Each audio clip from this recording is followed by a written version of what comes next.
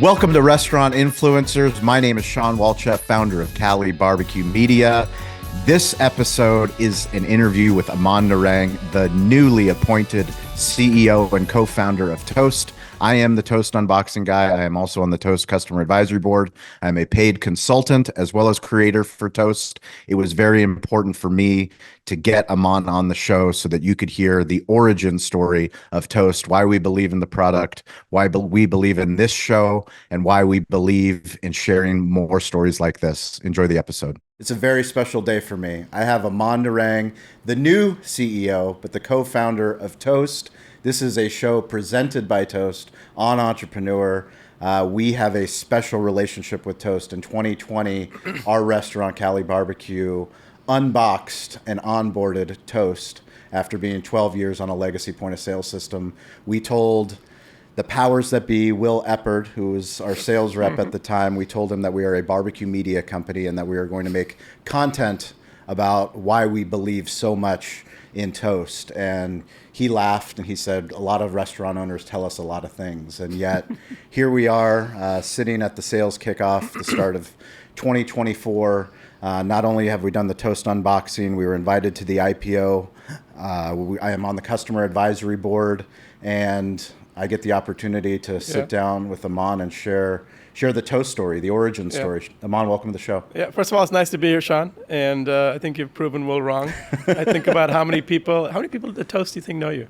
I know a lot of people at Toast. I'm connected to. I might be on LinkedIn. I might be connected to more Toasters than maybe you and Steve might have. You Steve and John might have more connections. Maybe. And Chris. Yeah, I mean Chris. Yeah.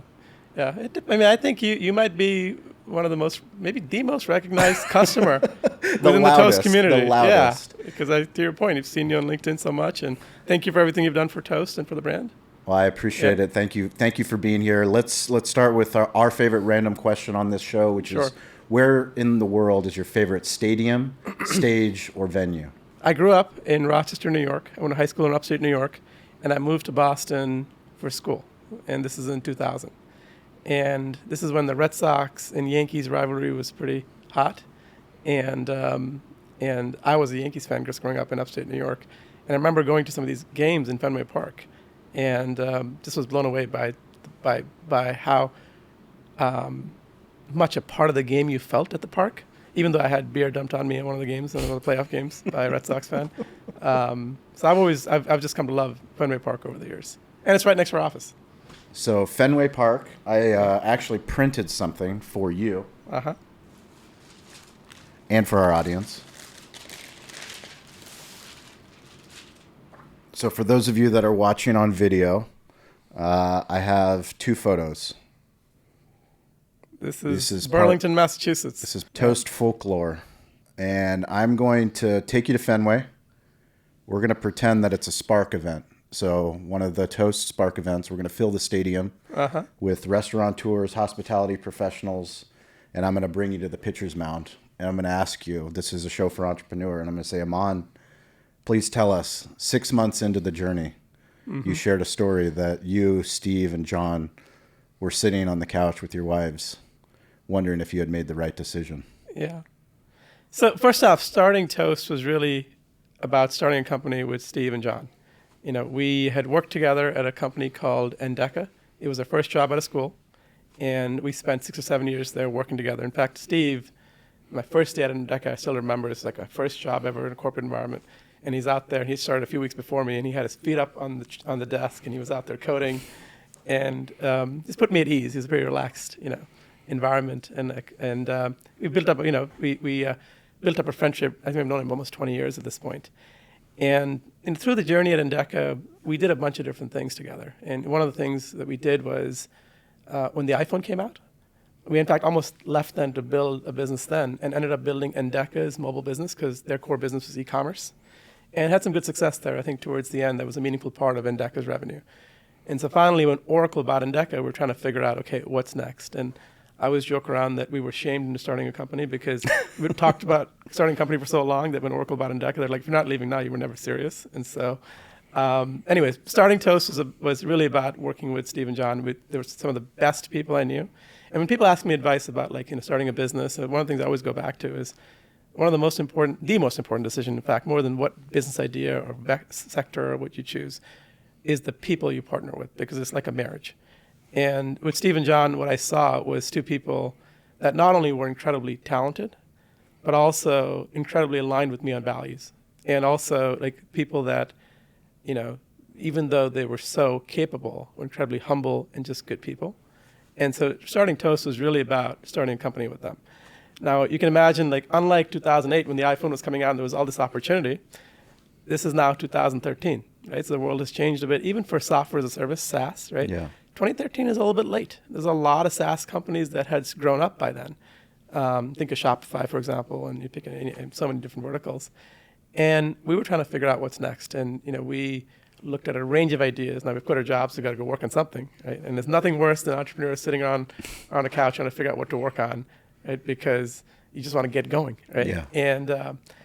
And we landed in restaurants, I'd say largely by chance. We had seen like what I think back then WeChat and Alipay had done in China. And we had seen the rise of Groupon. We had seen Square with their dongle. This is before they had their register product. And we're trying to figure out, you know, what we could do in restaurants. And the first thing we started with was these QR codes, the things you see now, right? The QR codes you can scan to pay at the table. It was basically what we built in 2013. And you can imagine it's a little bit ahead of its time. Very ahead of its time. In 2013. Yes. And so now, you know, and one of the learnings for me was building a product in an environment like restaurants, but there's such heavy usage. Like a lot of the products we had built at Endeca, you know, it just felt like the usage from a lot of the brands and just the sheer volume was lower. And so it took a long time to get the product out. And now we had our first restaurant, it was Firebrand Saints right here across the river in Cambridge. And we had this party, we're excited about getting this restaurant live. And I think we had like 5 of our friends come, and one of them was successful at paying with the app. Really? Yeah, it was. We had some issues in terms of the experience. Only one was successful? I think so, 1 or 2. Maybe Steve can correct me if I'm wrong, but not too many. And, you know, we spent a bunch of time iterating on this, and now we're like a year in, right? And we've got one restaurant that's not really using it. They're only using it because, as far as I could tell, we were MIT people, and there was an MIT restaurant, and the owner felt bad, Gary felt bad for us, and so I felt like it was okay for us to carry on at this restaurant, even though it was a bit of a distraction for the staff. And so I remember sitting at, Steve, I think, used to live in Wayland, Massachusetts at the time, and I just remember one day we were at dinner at his place, and Nicole, my wife, and Heather, his wife, and I forget if John was there or not, was basically like, so it's been like a year, like, you guys gonna go get real jobs now? Like, what's the plan?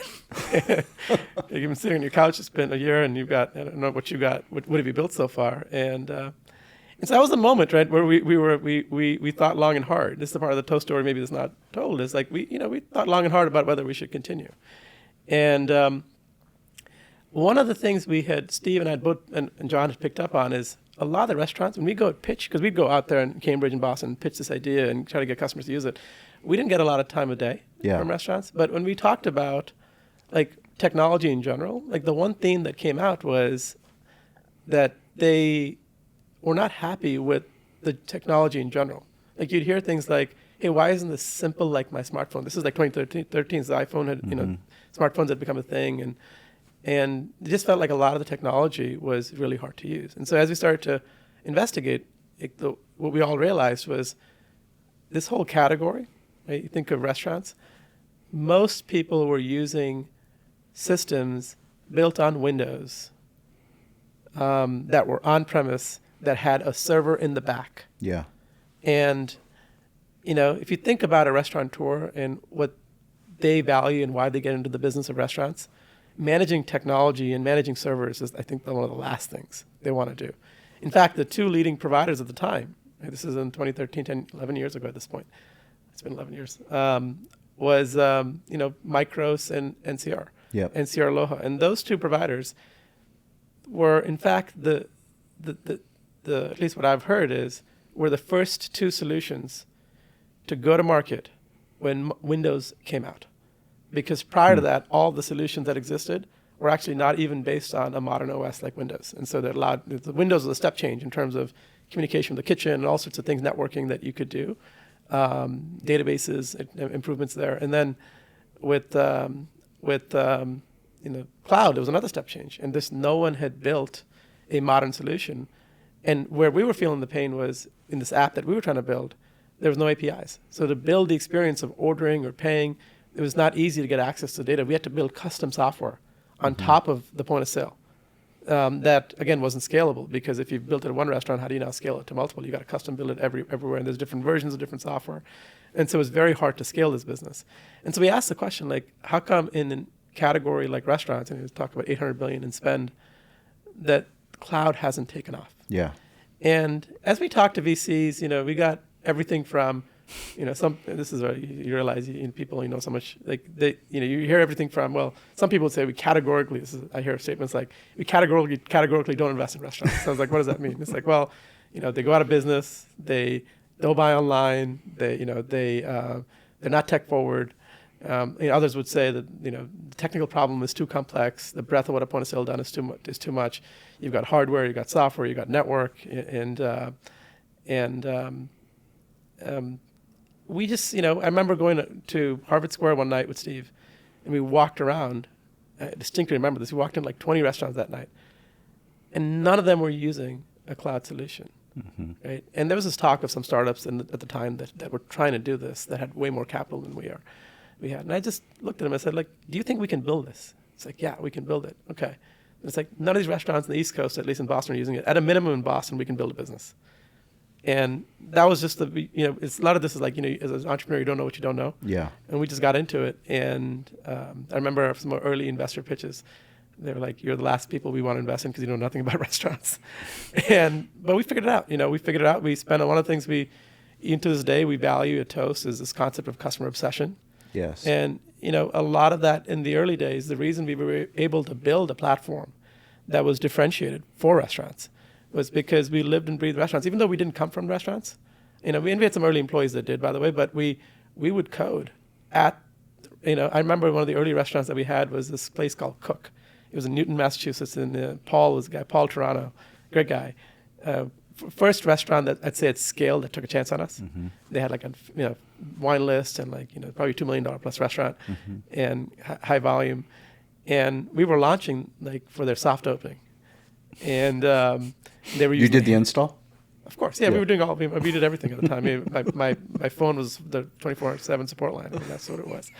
And I remember at this install, they had an issue where they said the way our prep stations are configured, right, it's not ideal. It turns out we want to change a bunch of things, and so we want to reconfigure the wines to go here and the appetizers to go here. And we'd always had menus that were 20, 30, 50, 40 items. Somehow, and maybe it was the wine list, but this list was over 1,000 items. Wow. And so I was looking there, it's going to take me how long to do 1,200 items to change all these prep stations? And so I looked at Tim, as was one of the early developers, and I said, what do you think we can do here? He's like, well, we need a bulk editor to edit items like this. And so I looked at Paul, I said, we're working on it. He's like, a couple hours before opening. He comes by next hour. He's like, are we done yet?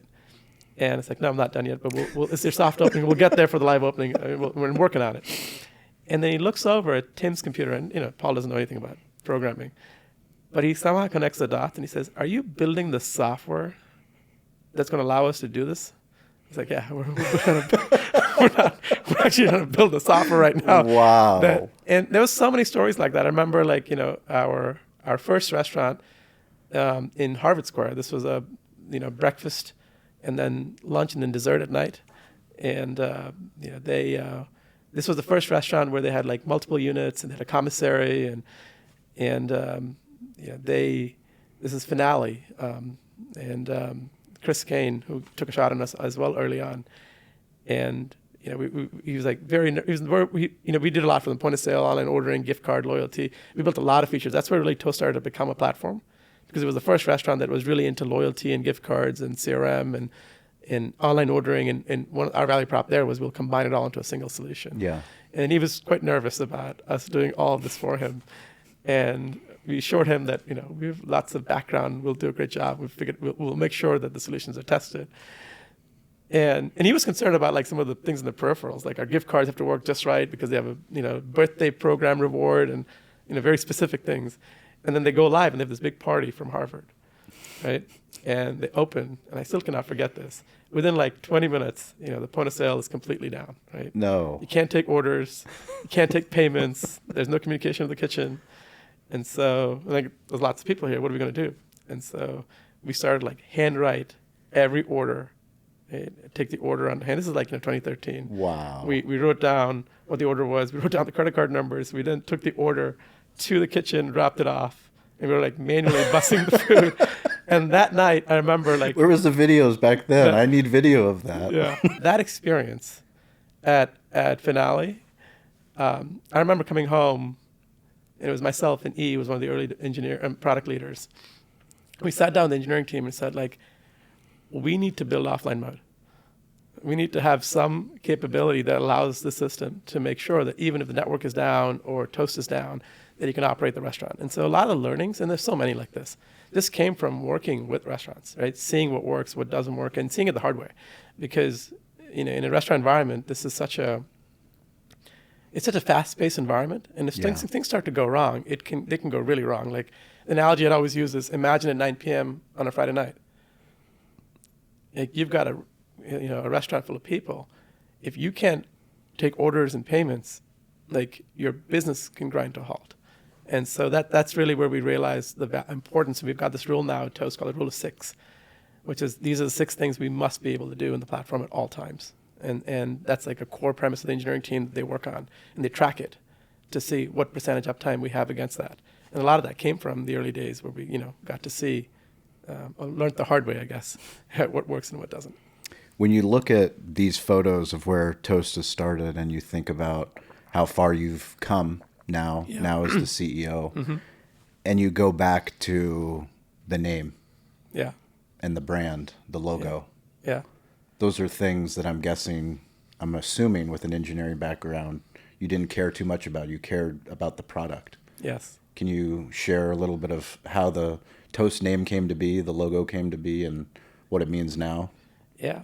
I hugely to your point, maybe an engineer or left brain, right brain, whatever it is, I underappreciated it. I was very focused on the products and the value to the customer. And I would always go back, this is B2B software. We're selling software to restaurants. They want to make sure that it helps their business.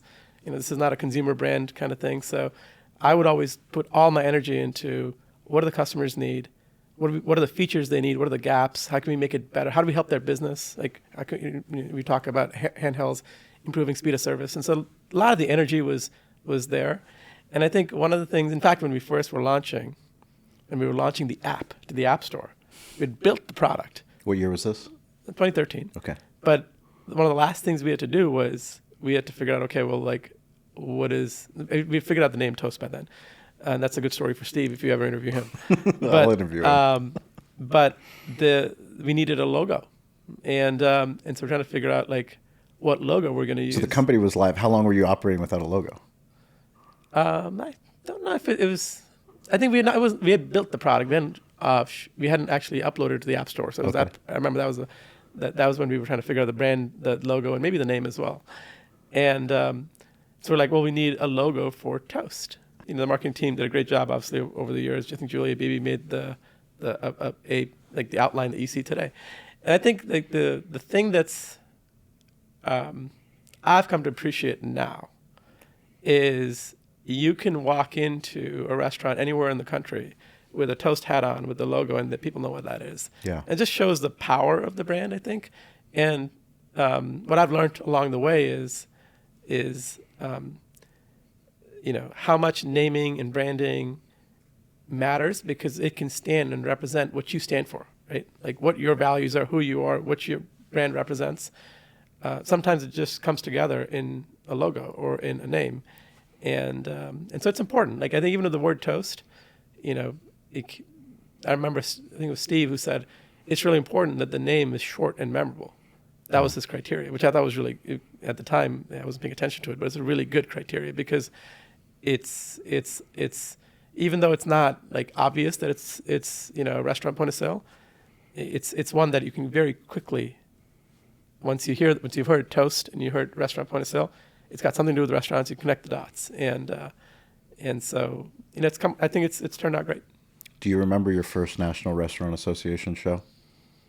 Yes, it was right here. It was actually next door. Really? Yeah, it was at the convention. It was the New England Food Show, which I think is right here in Seaport. Yeah. Tell me about it. Small booth? Well, we were. I don't even know how we signed up. I didn't even approve this, like as far as I remember. But somehow we were going to a food show. I definitely didn't. Yeah, I don't remember approving this, but and I was running go-to-market at the time with a small team. But like, we're going to this food show. I said okay, and of course, like, it's one thing to go to a food show. It's another thing to be prepared, as you all know, to do it well. Yes. And instead, we had, we're like, well, we just show up with this one banner that we printed, with like the word toast and the logo. It's basically what's on this card here. And we showed up and we set up our hardware, and one of the great things that we had at the show was, even though it was a small booth, a lot of people were curious about what this company was. Yeah. And if there's one thing we did well, we were incredibly scrappy. Like, we're not sit at the booth. We were like walking around the show, trying to get people to come to our booth. And the few customers that we had, we told them, like, please show up and represent what we're doing. And they brought people to the booth. And so it was actually really productive for us in terms of the number of leads we got. And in fact, even now, like, in these food shows, like, the amount of energy our team is very scrappy to make sure that we're not just at the booth, we're trying to get the brand out there. And I've seen more people come to our booth now because they know what it is. But yeah, it was right next door, and it turned out to be a great event for us.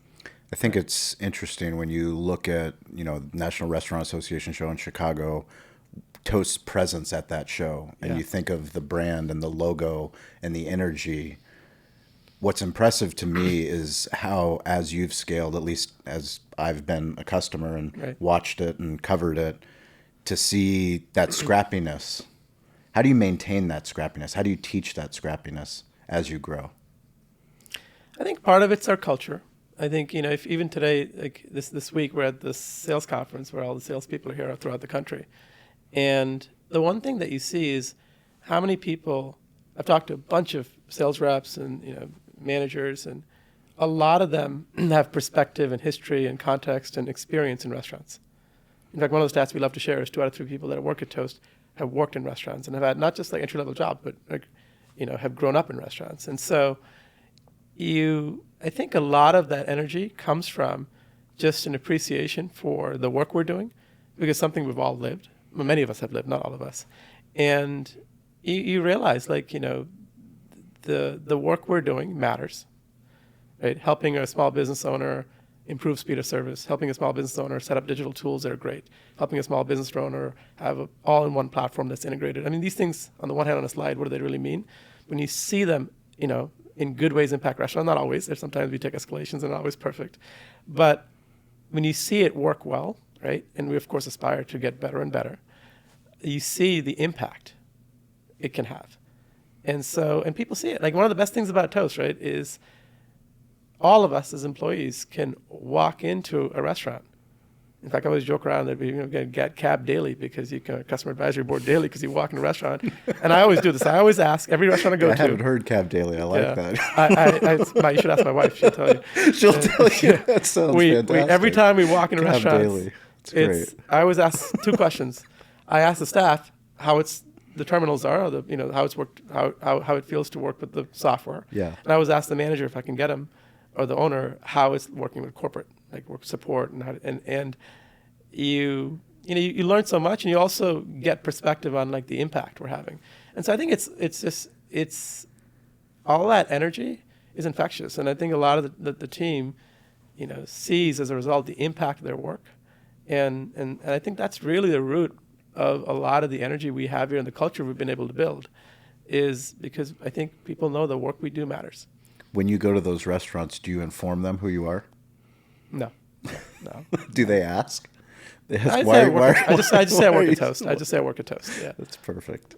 And now a quick break from restaurant influencers to welcome our newest sponsor to the show. It's Zach Oates, the founder of OVATION. OVATION is helping restaurants to improve operations with the human touch. We are a guest experience platform for multi-unit restaurants like Friendly's, Muya, PDQ, Tzatziki's, and even Cali Barbecue, with thousands of others, that starts with a 2-question survey and drives revenue, location level improvement, and guest recovery. So here's how it works. The guest answers 2 questions. The first one is, how was your experience? And then from there, happy guests are invited to do things that are going to drive revenue, and unhappy guests share privately what went wrong, so you and your team can resolve that concern in real time. Our AI will even help you do that. Then the magic happens. We take all the public reviews, we take all the Ovation feedback, we categorize it using our AI, and give you detailed feedback in 34 restaurant-specific categories to improve your operations. So we make sure that guests feel good, that you look good, and if you're interested in learning more, visit ovationup.com/Sean, because any listener of Sean's is a friend of Ovation's.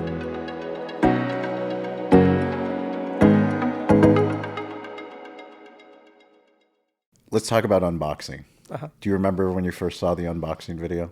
I did, yes. What went through your mind? I very much underappreciated.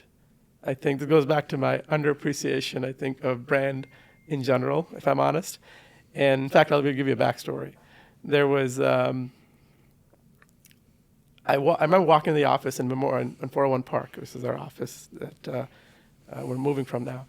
And this is maybe 2015 or 16. And I see all this packaging. And, and I'm sitting there going, what are these people doing? Right? I didn't approve of this. Yeah.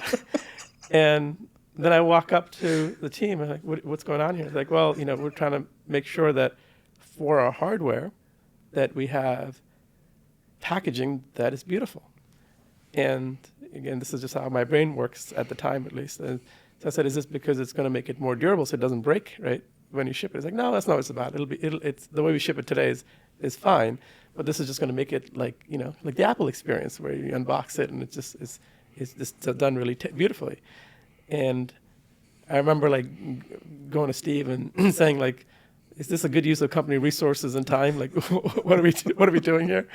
And I then watched your video and I said, and there's many moments like this where my instincts, you got to remember, your instincts are sometimes right, they're not always right. And that was one of those moments where I think I underappreciated. From a customer experience standpoint, those things matter, right? They're buying a new point of sale, they're changing their experience. And this is one of those delight moments when they get it and they're like, oh, this is really well done. It's the thing I realized was these little things speak to the quality of the brand you're partnered with. And that's what I think I took away from the unboxing is it's a premium experience that people actually care about. For you, looking at your position now, taking over for Chris, what have you learned from him? I always say this, Steve, Chris, Steve, John, and I, we grew up, as product people, entrepreneurs. The thing that got us going was innovation. At least for me, that was the thing that was my calling card to try to build a business. Was we saw the previous company we were at, how innovative companies can disrupt the status quo, and that was exciting. And then you can build around that. And I think one of the things that I very much underappreciated is when you get to be a company that's bigger, business is actually about people first. And one of the things I've been telling everyone is, for us to build a company a decade from now, 5 years from now, that is in line with our aspirations, it starts with leadership, team alignment, urgency, teamwork. Really, teamwork is so important because and it's like a marriage, right? In any relationship, the ability to have a foundation, the foundation of trust, for example, is so fundamental. And I think that's true of any company, any culture, where if you don't have that, right, it is, I don't think you can do your best work. And that's one of the things from Chris, I always saw how much he indexed on people. In fact, I was listening to this Jeff Bezos podcast recently, I think, I forget, it was a long podcast, by the way, but there's a section in there that talks about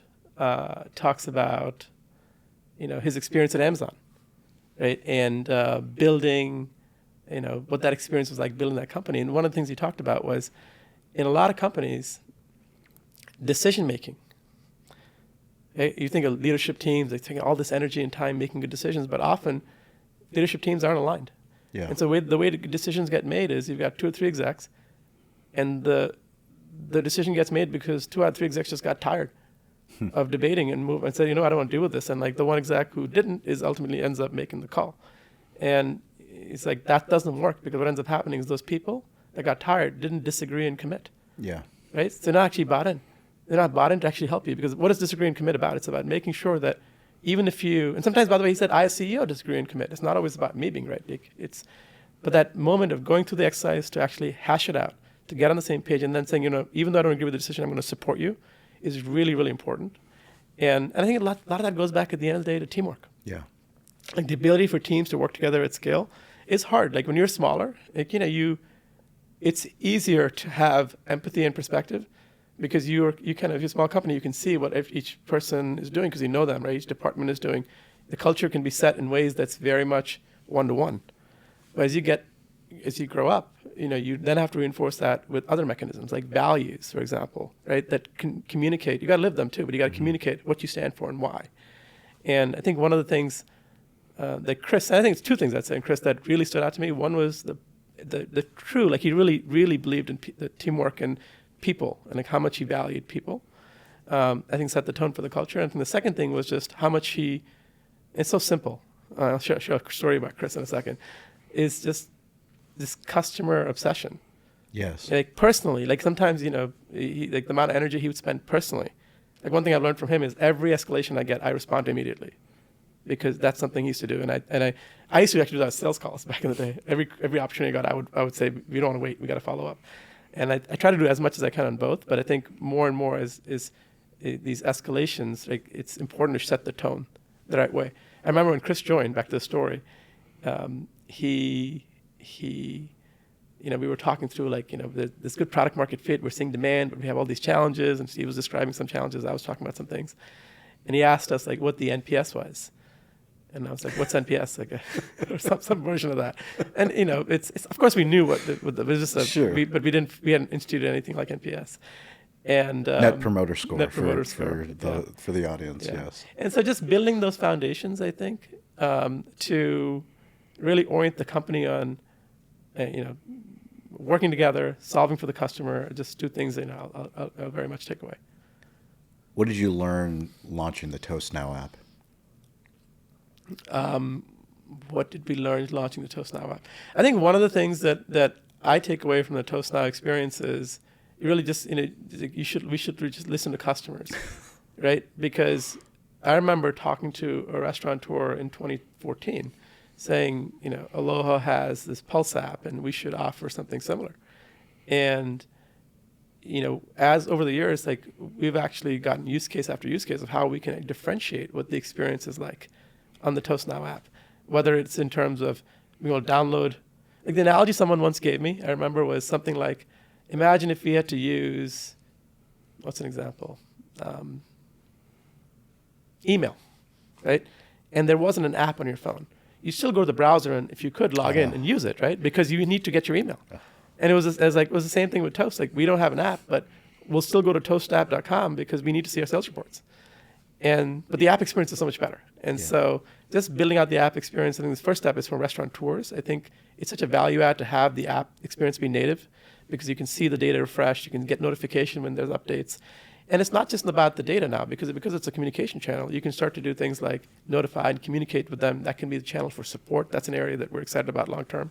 And really make it the one-stop shop where if you want to, as a restaurateur, engage with Toast, that's the one place that you can go. That's the vision, right? So it's everything from your sales reporting to, which products we're launching, to how your business is doing, what could you consider doing differently, your support tickets outstanding, all in one place. And that's I think something, especially restaurateurs, they're all on the go, they're on the floor, right? Sitting at they're not on their laptop, right, or a desktop as often as office worker like me, like myself is. And so it's really, really valuable for them, I think. And we should have, I'm thrilled that the team has launched it. And I think it's going to be so powerful for restaurants if we continue to build on top of what we have so far. So I was having some conversations earlier today with some of the sales team, some of the marketing team, asking them about how they felt about you taking the reins over as CEO. Uh-oh. And the predominant feedback, which I don't think has anything to say about Chris, but has to say about you, which is that you're bringing this founder's energy. You have this relentless commitment of yourself, but also of those around you to make things better, this customer focus of making the best product, making the best experience. Where does that come from? I think it's really about, like, I wouldn't make it too much about me. At the end of the day, my job is to make sure that we have the best team possible working on the right problems at the highest level. And that's what my energy is on. Like, I think I have always, like, I'm here because I'm having fun. Yeah. Right? And I think of what else I could be doing. There's nothing better I can think of. Well, how many other founders Yeah. go public and are no longer part of the company? Yeah. You guys are all here. Yeah. Like, not only here, but doing the hard work. Yeah. Yeah. What's driving you to do that work? Yeah. It's a good question. Look, I think it goes back to, I feel like we've been at this for a decade, and there's a lot that's in a story. We're not done. That's how it feels to me. We're a decade in. I think there's a lot of opportunity to make the products that we have better, the experience is better for customers. I think there's opportunity to scale in different segments of the market. I think the story and our culture internally, I think there's a lot we can do. And there's a lot to build on that's awesome. Right? There's a great foundation, but I also think there's a lot we can do from here. And as I look back and say, like, okay, like, whether it's me or, frankly, many members, it's not just about me, many members of the leadership team, right? They've all been here. Many of them have been here a long time. And I think for a lot of them, what gets us going is, I go back to what I said earlier, it's the work we do matters, it's tangible, it's for our community. You think of restaurateurs, I have so much respect for restaurateurs because it's a business where it's, always on. You just see how much energy and effort it takes to build a great restaurant. And, you see as a result, supporting them is meaningful work. And that gets me up, gets me out of bed every morning to say, okay, that's actually meaningful work that we can do. And I think of the team that we have here. 2/3 of them came from restaurants, and they're excited about the mission. And so those are some of the things I'd say that keep me going. Restaurateurs, we care so deeply about our community. We care about giving back to the village, the communities, the cities that we take care of. We're always looking for technology to make fundraising easier. Yeah. Something I think I'll be critical that I don't think Toast has done a good job of sharing the charity work, not only that Toast does, Right. but also the technology tools that you've developed for restaurateurs like myself to launch in my own local community to pick the charitable organization that I'd like to raise money for. Right. Can you talk a little bit about that work? Yeah, look, this is something that, John Grimm, my co-founder, who was CTO, now is the CTO of Toast.org, is very passionate about this work. Chris was actually very passionate about this work and is passionate about this work. He's still on the Toast.org council. And Steve and really everyone on the leadership team. And this is actually not very well known maybe, but, we committed, I forget when this was, maybe it's like a couple of years before the IPO, a year before the IPO, we committed to Toast.org the 1% pledge. And there's a whole roadmap of things that they work on. Not only in terms of giving to specific causes that are aligned with the restaurant community, or we're thinking a lot about sustainability as a cause that the team is focused on, but also to build the products. So it's 1% not just of our assets, but also of our time. So 1% of our time is, as an example, an engineering team works on Toast.org, and so they've worked on product capabilities that can enable everything from food insecurity to charitable giving, and it's something the team is really passionate about. We talk about the Toast brand. Toast.org has a brand at the company now. These blue shirts, like you see people wear them with pride. Whether it's in Boston or Chennai in India or Bangalore or Dublin, you see people get excited about bringing meaning to the work. And one of the things that I think everyone finds really meaningful is to find ways to also give back, right? And it's something that I think we've done a really great job of over the past few years, really bringing to life in the company. As the company grows, how do you maintain taking care of the small restaurant owner, the heart of where Toast started? Yeah, I think it's for all of us, it's a good question. I thought you were going towards culture, but when it comes to restaurants, look at if you think about what restaurateurs want, especially many small restaurateurs, what I hear at least, and you can correct me, what I hear is they get into this business because they love hospitality, they love food, they love serving their communities. They want to build a good business, but also like those are things that get them out of bed in the morning, and they don't get into the business because they want to figure out how to manage their books, or because You don't say. because they want to understand, right? How to make sure their point of sale is working well, or their payroll is working well, or their scheduling is working well, and they're tracking their cost of goods sold and food and rent, and so you think about like what Toast can do, and platforms like Toast can do, is really enable the small business owner to focus on what they love. And it's not easy, because the bar then is you've got to build capabilities that actually enables them. And so what does that mean? It means that the software for the mission critical use cases works really well, and it's getting increasingly complex. And the point of sale back in the day was much simpler. Today, point of sale means everything from taking orders and payments to your orders from DoorDash and Uber to your own first party ordering to so much more, right? And it's going to get even more complex, because over the next decade, I think if there's one trend you're going to see is you're going to see more technology play a bigger role, right? In things like automation, things like AI, for example. And so our opportunity, I think, is one, to make sure the capabilities we offer are high quality, they have great uptime, they work well, they're reliable. This is something that restaurants can depend on to run their business. They've got great support because it's complex software. They're going to have questions. And then also to think about where the puck is headed, right? Because we look at ourselves as it's our responsibility to think about what are ways in which we can innovate on behalf of the restaurant owner. And I think some of that's experimentation. We don't have some things we'll learn and test and it will not work out, but there are ideas we have where we think that we can really move the needle in terms of helping small business owners run better businesses. In fact, one of the things that I always hear is so many people think they've got great businesses, and people love their food. They've got a good Yelp rating, and then they don't underappreciate they actually don't have a great business. And it's because they don't have a good handle on their finances, don't have a good handle on how to price their menus and how to think about pricing, and just put energy into it. And so one of the things our team thinks about is for things like Toast Now, how can we help them be smarter, right? With all this data, because data is only so useful on its own. But how can we leverage all of this data to help these small business owners be smarter by giving them the right insights in the right time? And there's many ideas like this, by the way, but to me, the foundation of it all is a product that works really well, that's reliable, with great support. What does Toast community mean? I know you've done a lot of work.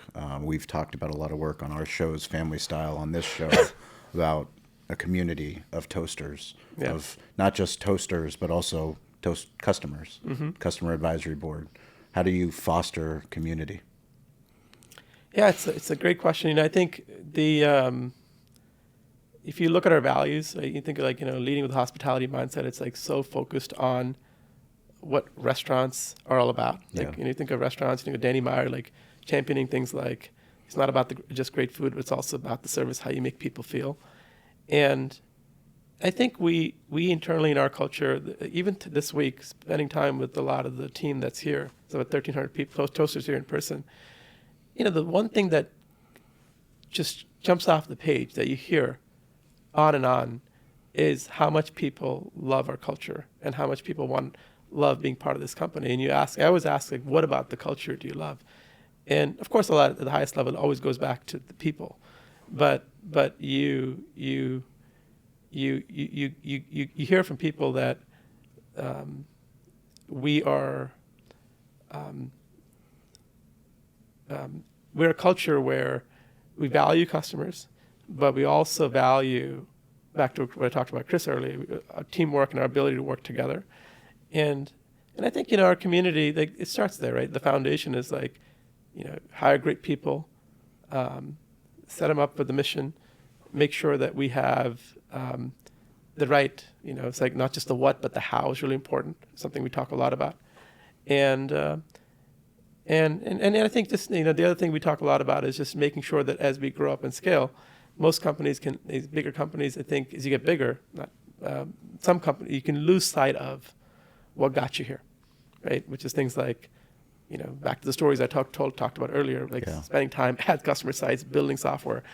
It's not to say that things scale the same way. Obviously, today Toast is a different company, but still having a pulse on what's going on the ground, whether it's by doing things like the customer advisory board or talking to sales reps or support agents or restaurant success managers, and to understand what's going on the ground, right? And then what's going on in our culture, what's working, what's not working. You get so much from that.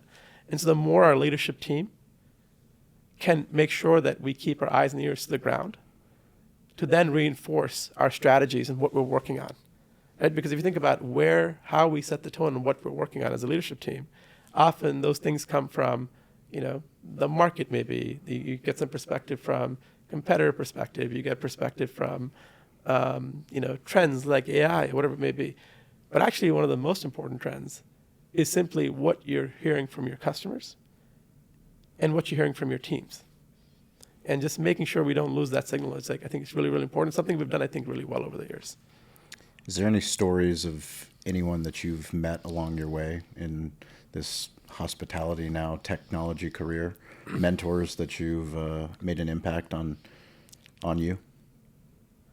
Within hospitality, the names that jump out, are customers of ours are Danny Meyer and Jose Andres. I mean, I think Danny, spoke at one of our kickoffs. This was, I forget, a few years back, and he did a fireside chat, I think, with Chris.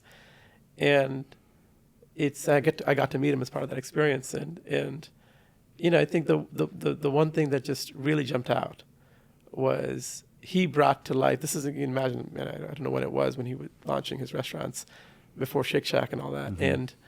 And he talks so much about, I mentioned the what and the how. He talks so much about that in a restaurant context, which was, it's not just about the food, but it's about the service experience and how you make people feel. I remember one story he told about how, there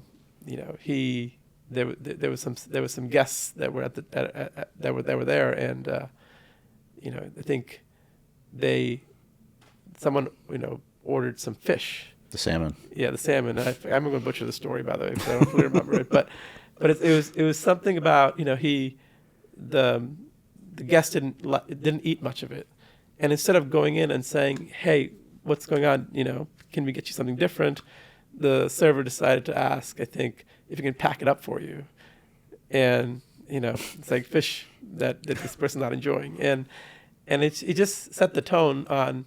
What he was trying to teach there was how important it is to really pay attention. And he said none of this costs anything. Like food actually costs something, but like paying attention to people and treating them really well and trying to be really clued into how they're feeling, right? It's just a state of mind. It's just how you show up. And it's not easy all the time because we all have our pressures in life and everything we're dealing with. But I thought that was a good lesson, right? In terms of how much that matters, even with us, right? Our customers sometimes call us, they're hot. They're frustrated about something sometimes, and sometimes it's just they just want to feel heard, to make sure that we understand where they're coming from, and so just that, I think that's this hospitality mindset value. I think a lot of that embodies that, and it's a really important value. I think Jose Andres, in terms of what we talked about Toast.org, all the things he's done to give back are just incredible, right? So those are two in the community that I think come to mind. When you think of the memorable moments, that salmon story, the Danny Meyer story, I always ask, how does a story become a legend? A story becomes a legend when it gets told over and over, but by multiple people. Yeah. The salmon story is being told here. Tell me a Toast folklore story. When you do something that isn't scalable, but then becomes so memorable that it becomes part of the things that are talked about in the hallways. I think one that comes to mind for me is maybe that I was involved in, that I think has been told many times, is the support story. So when we got going, we didn't have a lot of good we didn't really have a good perspective on what it means to get into this business in restaurants. We were software people. Like, we knew how to build software apps, right? That was our background when the iPhone came out. And quickly realized that this business is, has hardware, it has networking, it has software, it has restaurants calling you at 2 a.m. in the morning, right? When they were trying to close out. Yes. And it was just a very jarring experience early on. And so, this is like, maybe, I forget how many customers we had, but we're trying to, improve our website to better represent what, we needed to stand for. And one of the things I remember that we had done was we'd updated the website to say that we had 24/7 support, right? And because this was important. And we got a meeting with one of the larger groups in Boston. They've got restaurants, but they've also got some clubs that are open later. And I was sitting there with the ownership group, and they asked me, he'd tell me about the product, and we talked about the handhelds, improving speed of service, and said, well, what about support? It's what's going to happen. We had some issues in the past when we can't do something at 2 a.m. and we need to close out. And I told him, I was like, look, we have 24/7 support. And so he's like, okay, what's your website? And so he went to our website, toasttab.com, and he was smart. He called the support number. And what I hadn't told him at the time was that the support number was actually a Google Voice number that rang on everyone's phone in the company. There was like 12 of us. At the time, no one really loved picking up the support call. So we'd wait for a couple of rings and see if on the fourth ring, someone has to pick it up at this point. And so the phone starts ringing in my pocket, right, when I'm sitting next to this guy, and his whole team, by the way. And it's a true story. First thing I did was I turned off the ringer in my pocket. And then on the fourth ring, I actually basically took the phone out and hit talk, and I said, I didn't pick it up, but I told him, I was like, look, I told you we have 24/7 support. I'm going to pick up the call if you need to. But I do think that, and he signed up, and he's still a customer. And I think one of the things that the reason I think that story has been sold a bunch of times is because it just speaks to, on the one hand, we want to grow up and scale. On the other hand, there's mindset of this customer obsession. Sometimes it means being scrappy and doing the right thing, using good judgment, and